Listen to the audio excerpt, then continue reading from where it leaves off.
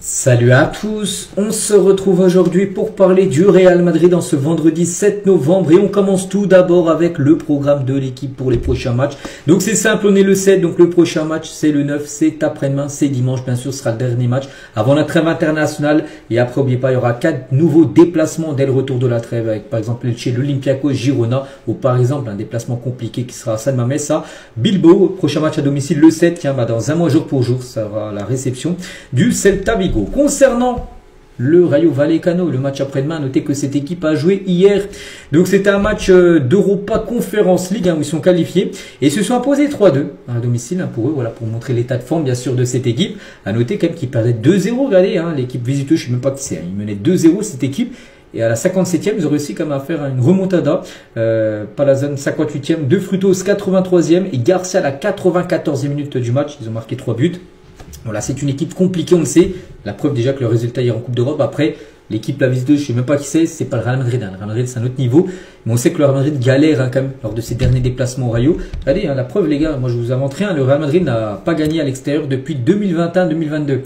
Enfin la saison 2021-2022 au Rayo Vallecano. Donc saison dernière par exemple, il y a eu un match fou 3 partout. Regardez, les buteurs côté Real, il y avait Fede Valverde, Bellingham, Rodrigo. Mais le Real Madrid n'avait pas réussi à s'imposer. La saison juste avant, il y a eu un partout. Donc voilà, ça sera un match très compliqué, bien sûr, dimanche après-midi, ce déplacement du côté du Rayo Vallecano. On continue cette fois-ci, on va parler de l'entraînement du jour pour voir si tout s'est bien passé. Quelques photos, vous savez, régulièrement je montre les photos de l'entraînement. Tiens, voilà quelques photos, on peut voir tout d'abord Trent Alexander-Arnold avec Gonzalo Garcia. On peut voir également Brahim Diaz avec Raúl Asensio ou par exemple Dani Ceballos et Fran Garça. Donc voilà quelques photos, bien sûr, lors du dernier entraînement. Il y a noté, les gars, on a pris un joueur blessé. C'est Aurélien Tchouaméni. Est-ce qu'il s'est blessé pendant l'entraînement ou peut-être pendant le match contre l'équipe de Liverpool? J'en sais rien, mais en tout cas, c'est officiel, rapport médical d'Aurélien Tchouaméni. Et en gros, à la suite des tests effectués sur Tchouaméni, donc il a été diagnostiqué avec une lésion musculaire semi-tendineuse, en gros, à la jambe gauche. Voilà, il est blessé, c'est une blessure musculaire. Donc musculaire, ça va prendre quelques semaines comme d'habitude pour se rétablir. Voilà, le muscle semi-tendieux de la jambe gauche, exactement ça, la nature de sa blessure. Donc il sera absent pour 3 semaines. Donc il manquera du coup le rassemblement avec l'équipe de France où de base il aurait dû être appelé. Il avait déjà loupé le dernier parce qu'il avait été suspendu lors du mois d'octobre. Il a pris un rouge lors du pour la trêve du mois de septembre. Donc là il va de nouveau louper le rassemblement des Bleus. Comme ça il pourra souffler parce que de toute façon il est blessé. Aurélien Tchouaméni. Et du coup la liste des blessés au Real Madrid. Donc il y a du Tchouaméni, il y a du Dani Carvajal, il y a Franco Mastantuono également qui est blessé.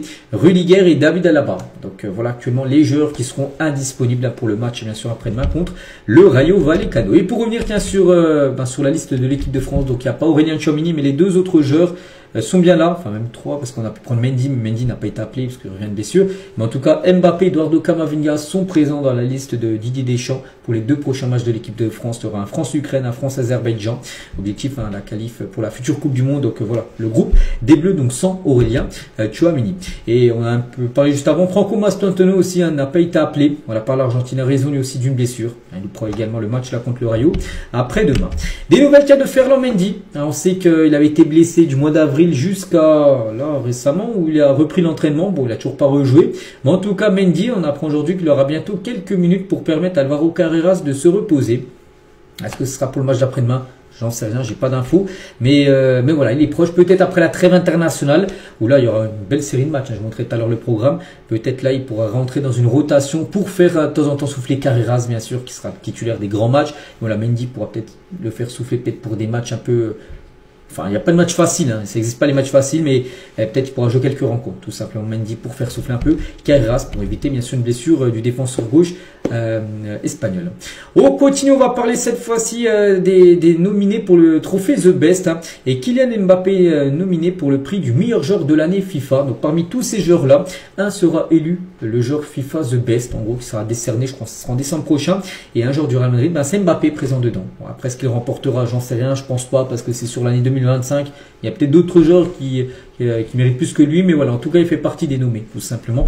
Kylian Mbappé, par rapport au meilleur gardien de but, donc on a le choix entre tous ces gardiens-là, et bien sûr Thibaut Courtois présent parmi les nominés. Donc après, parmi, je sais pas, il y en a combien, peut-être une trentaine là, donc un sera élu meilleur gardien de l'année. Bon, Courtois, je pense, il a déjà remporté le prix, bien sûr, The Best, du meilleur gardien pour cette année 2025. Je pense pas que ça sera lui, bien sûr, parce que Bon, je vois plutôt Donnarumma remporter tout simplement ce prix. Hein. Concernant le meilleur défenseur, hein, deux défenseurs du Real Madrid, donc Rudiger et Huijsen sont parmi les nommés pour être élus meilleurs défenseurs voilà, de l'année. À noter que ça sera une équipe hein, de 11 joueurs. Et voilà, donc il y a 2 joueurs du Real Madrid qui peuvent prétendre, hein, bien sûr, être dans cette équipe. Hein. Au milieu de terrain, donc il y a Jude Bellingham et Fede Valverde qui font partie des nommés. Et au poste d'attaquant, donc il y a Vini et Kylian Mbappé qui font partie tout simplement des meilleurs attaquants, bien sûr. Donc voilà, parmi les défenseurs, attaquants et milieu de terrain, donc une équipe de 11 joueurs sera composée. Et on verra s'il y aura quelques Madrilènes dans cette équipe finale. On continue avec Javier Tebas, hein, le président de la Liga. Il revient tiens, sur le Classico qui a été joué il y a 2 semaines. Hein. Ce qui s'est passé dans le Classico n'est pas bon. Ce n'est pas un exemple, hein, les joueurs s'affrontent sur des pulsations que nous n'avons pas ou que nous ne comprenons pas. Espérons que cela ne se reproduira pas. Voilà par rapport pas à la bagarre, parce qu'il n'y a pas eu de bagarre non plus, mais c'était chaud en gros à la fin du match. Après, c'est pas la première fois les gars qu'un Classico part un petit peu en cacahuète, hein, parce que en plus ça a été light. Hein. À l'époque les gars, quand il y avait du Pep, du Sergio Ramos, hein, bien sûr du côté du Real, c'était très très chaud. C'était beaucoup plus chaud je pense que les Classicos à l'heure actuelle bien évidemment. Mais voilà, lui bien sûr le président de la Liga, il préfère des matchs plutôt clean. Il n'aime pas trop les débordements, mais bon, hein, c'est souvent le cas quand même lors des Classicos. On continue avec Rudiger, hein, veut rester au Real Madrid. Donc malgré, mais les négociations, enfin, pour l'instant contractuelles, sont suspendues en raison de sa blessure. Hein. Le plan est de reprendre les pourparlers en 2026 après son retour. Voilà. N'oubliez pas qu'il est en fin de contrat, en fin de saison, et pour l'instant, on ne sait pas s'il restera ou pas. Donc je pense, hein, vraiment, moi, je pense que la meilleure solution est de ne pas le prolonger. Déjà pourquoi? Déjà parce qu'il se blesse. Il se blesse quand même pas mal de fois comme ces derniers temps. Hein. Et surtout, voilà, qu'il a quand même un certain âge. Hein, je pense que tu peux aller chercher d'autres profils maintenant sur le mercato, de joueurs beaucoup plus jeunes bien sûr que Rudiger. Bon, après, ça sera au club bien sûr de décider. Bon, ils verront bien sûr ce qu'il faudra faire un début 2026. Il faut de nouveau le prolonger ou le laisser partir libre. N'oubliez pas que David Alaba, lui, devrait partir libre à la fin de la saison, vu qu'il arrive dans sa dernière année de contrat. Le Real Madrid manifeste un intérêt concret pour Upamecano, mais il n'y a pas encore d'accord verbal. Donc ça parle, mais pour l'instant il n'y a pas encore d'accord. Hein. Oui, mais ça discute bien sûr. Hein. Donc le club est prêt à passer à l'action si le Français ne prolonge pas avec le Bayern.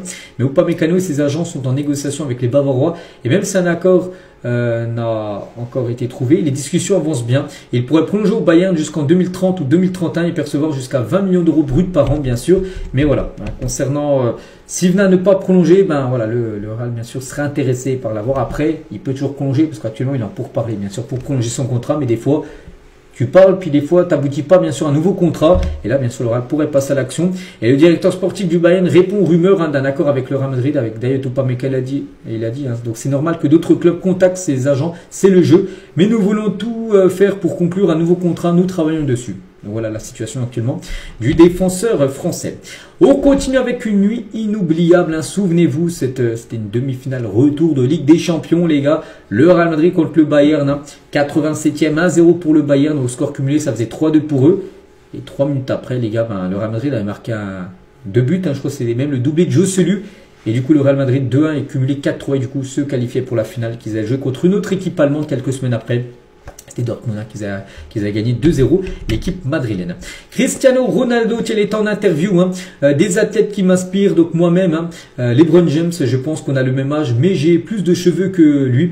Luka Modric a également toujours l'air bien, voilà, des personnes où il s'inspire. Ronaldo, il s'inspire d'athlètes comme ça, comme LeBron James ou même Luka Modric.